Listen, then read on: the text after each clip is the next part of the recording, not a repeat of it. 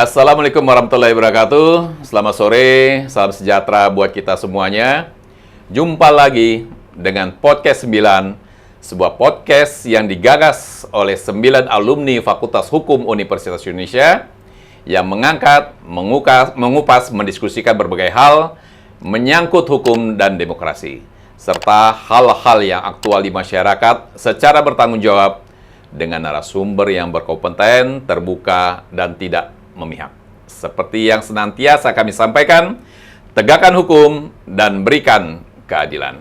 Saya Marty Sarjana Hukum Magister Konotariatan, alumni Fakultas Hukum Universitas Indonesia, sebagai host, dan telah hadir di studio Podcast 9 ini, Bapak Kiai Haji Profesor J.E. Muslimin, MA PhD, sebagai narasumber kita pada sore hari ini. Selamat sore, Pak Kiai. Baik, selamat sore. Assalamualaikum. Alhamdulillah, waalaikumsalam Pak Kiai.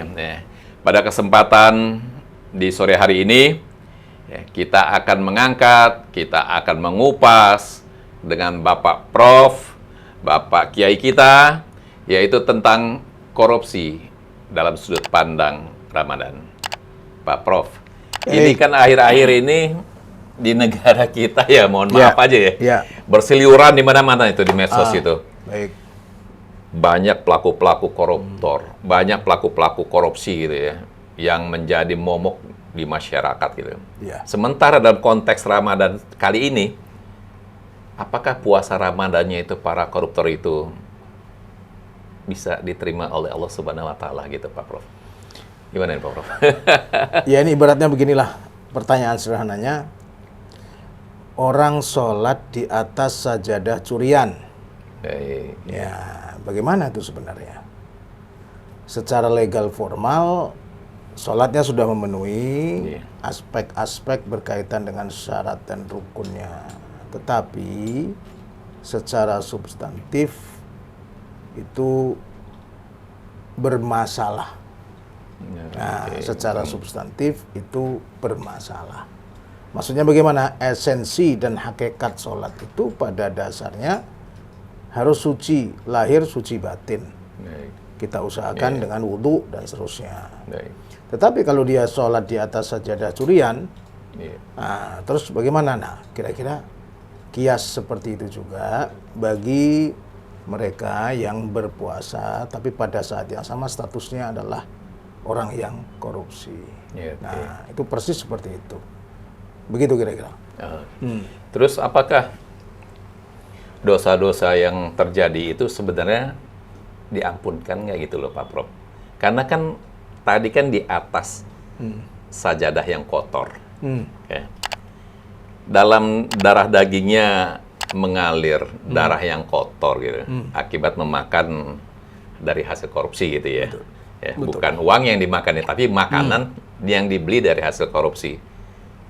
Allah memaafkan untuk itu nggak sih pada saat dia menjalankan bulan Ramadan ya? Sebenarnya Allah Subhanahu wa Ta'ala itu adalah Maha Pengampun.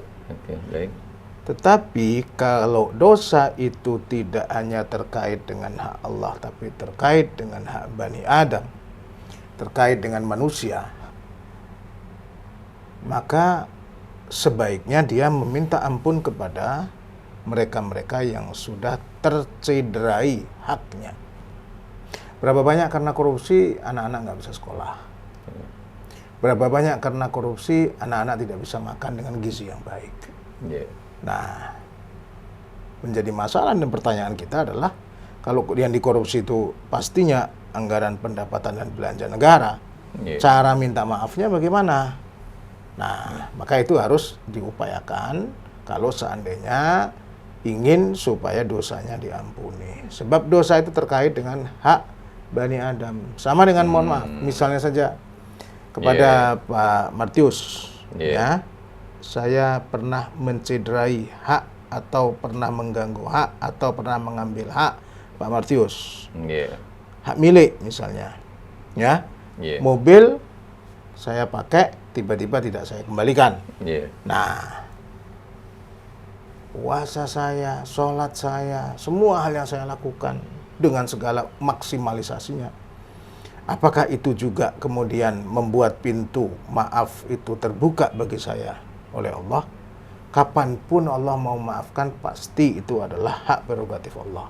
Iya, Tetapi secara kaidah moral dan kaidah etis, sulit sekali ya dosa terkait dengan hak Bani Adam kalau seandainya tidak kita selesaikan dosa itu, meski kita minta tolong atau mohon ampun kepada Allah Subhanahu wa taala. Kalau kita meninggalkan sholat, kalau kita meninggalkan puasa, itu haknya kepada Allah.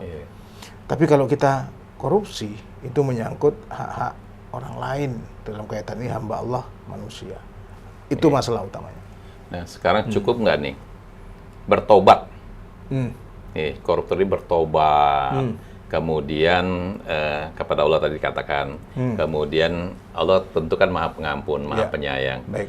Tapi yang kaitan dengan hablum minanas tadi, ya hubungan sesama manusia, bagaimana caranya ini supaya yang bersangkutan mereka dalam hal ini yang jumlahnya juga kita nggak tahu ya berapa yang dirugikan dan lain sebagainya. Bagaimana mekanismenya itu supaya mereka ini ingin memaafkan? Karena saya udah sadar sekarang misalnya gitu. Saya udah sadar. Gimana caranya terkait dengan hubungan sama manusia? Setidaknya ia mengembalikan sejumlah uang yang ditersangkakan kepada yang bersangkutan. Jadi kalau dia korupsinya 100 juta, setidaknya kembalikan dulu kalau mau taubatnya itu diampuni. Ini kan masalah berkaitan dengan pengampunan dan pertobatan. Itu tidak bisa tiba-tiba tanpa mengakui kesalahan. Tiba-tiba kita bertobat. Kan nggak mungkin itu. Karena syarat tobat itu sendiri pada dasarnya berawal dari mengakui kesalahan. Kalau mengakui kesalahan, berarti dia mengakui kesalahan, bagaimana menormalkan kesalahan. Kalau dia mengambil mobil, ambil mobilnya, kembalikan mobilnya. Kalau dia mengambil duit, kembalikan duitnya. Nah, begitu cara yang paling minimal.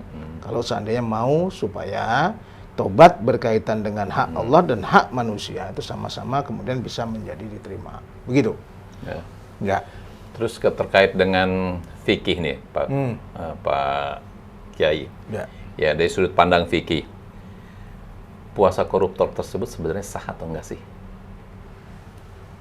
Secara normatif, legal normatif, puasanya jika memenuhi syarat dan rukun, sah saja. Tetapi bisa jadi, ya, pahala ia berpuasa itu menjadi minus, gitu. Nah, jadi seperti saya mengembalikan utang lah. Utang saya 1 juta, tapi saya kembalikan 100.000. Tentu kan 900-nya belum terkembalikan. Nah, itu maknanya tekor gitu. Jadi pahalanya tekor itulah yang dia dapat. Lalu bagaimana makna puasa bagi para pelaku korupsi tersebut yang seharusnya itu ya bisa diperoleh oleh para pelaku korupsi tersebut?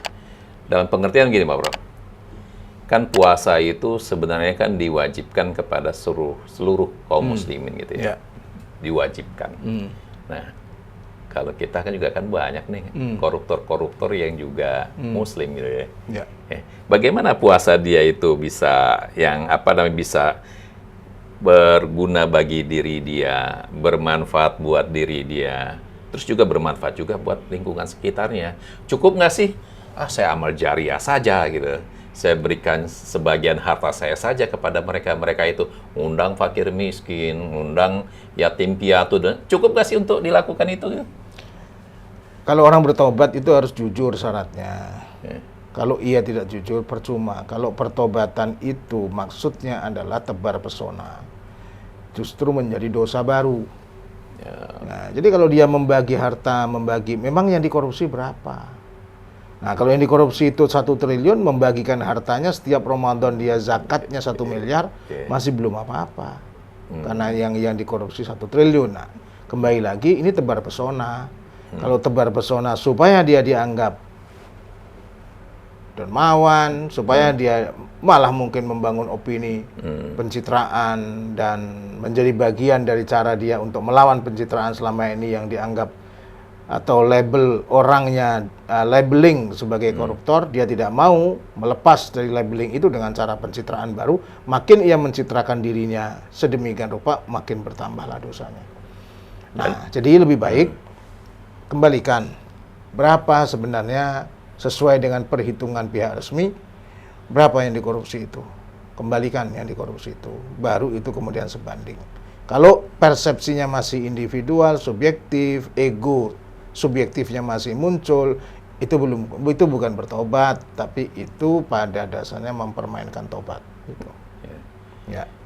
Kalau saya punya pandangan begini Pak Prof ya, kan namanya lembaga penegak hukum, lembaga keadilan juga tidak bisa membuktikan bahwa dia korupsi sekian jumlahnya. Malah mungkin juga sangat kurang daripada yang dilakukan oleh si koruptor itu sendiri. Sebagai contoh misal begini, saya korupsi sekarang 1 triliun. Hanya ditemukan oleh lembaga peradilan itu, katakanlah petugas keadilan gitu ya, itu hanya katakanlah 500 M. Kan masih ada 500 M nih yang tidak ditemukan. Ya. Kalau saya melihatnya, dia harus jujur. Berapa jumlah yang dia korupsi yang sebenarnya? Nggak perlu menunggu daripada lembaga peradilan tadi. Kalau saya triliun, saya 1 triliun lah kembalikan gitu. Jangan mengikuti yang 500 miliar sehingga dia seolah-olah masih punya untung 500 miliar. Gimana pandangan? Kalau mau seperti itu pasti lebih baik. Tapi kan orang sekarang sudah jelas ada BAP-nya, sudah jelas diajukan ke pengadilan, bahkan sudah ada keputusan tetap di pengadilan, kan masih saja mengatakan bahwa saya pada dasarnya tidak korupsi. Ini hanya permainan sebagian orang yang men-setting saya sebagai koruptor. Kan masih begitu, masih banyak. Jadi sulit untuk mengakui atau berangkat dari kejujuran begitu. Nah, jadi cara mengukurnya yang paling bagus adalah kalau seandainya tidak berani untuk jujur, maka apa yang didakwakan atau apa yang dipersangkakan kepada yang bersangkutan, itulah jumlah minimal yang harus dia kembalikan, karena ini sudah melalui audit, sudah mendatangkan pihak-pihak resmi ya untuk kemudian keluar angka sedemikian rupa. Jadi itu menjadi tagihan yang bersangkutan secara moral dunia maupun akhirat gitu. Baik, kalau begitu ada nggak sih ayat di dalam Al-Quran gitu ya terkait dengan tema korupsi ini atau hadis-hadis Rasulullah lah kira-kira gitu Pak? Tentu kalau judul besarnya adalah korupsi, kan itu adalah temuan istilah baru pada era modern. Tapi kalau judulnya adalah ghosab, yaitu menggasap, itu mengambil hak orang lain juga, bukan pada posisi yang seharusnya. Kalau temanya itu adalah pencurian, ya. Kalau temanya itu adalah mengurangi timbangan, nah itu semua ada dalam Al-Quran. Tapi kalau bunyinya adalah corruption atau korupsi, itu istilah baru pada era modern. Jadi Al-Quran 14 abad yang lalu sudah menyinggung ciri-ciri perilaku-perilaku yang bisa dikategorikan sebagai korupsi. Tapi dengan kasus-kasus yang konteksnya berbeda, oleh karena itu maka istilah kuncinya juga berbeda, tetapi esensinya adalah korupsi. Esensinya korupsi ya. Baik, kalau gitu terkait dengan korupsi ini, kita sudah dulu ya, Pak Prof ya, Pak Kiai. Ya, baiklah. Demikianlah Bapak dan Ibu sekalian diskusi kita dengan Pak Kiai pada sore hari ini. Putar topik Ramadan, kiranya apa yang sudah kita diskusikan, apa yang sudah kita bahas menjadi ibroh bagi kita semua. Menjadi pencerahan buat kita semuanya tentang keutamaan Ramadan, apalagi terkait dengan korupsi. Yuk, kita jangan korupsi lagi. Yuk, kita hapuskan korupsi ini dari muka bumi Ibu Pertiwi. Sebelum kami akhiri podcast 9 ini, kami senantiasa mengingatkan, tegakkan hukum dan berikan keadilan. Terima kasih atas perhatiannya. Wassalamualaikum warahmatullahi wabarakatuh. Assalamualaikum warahmatullahi wabarakatuh.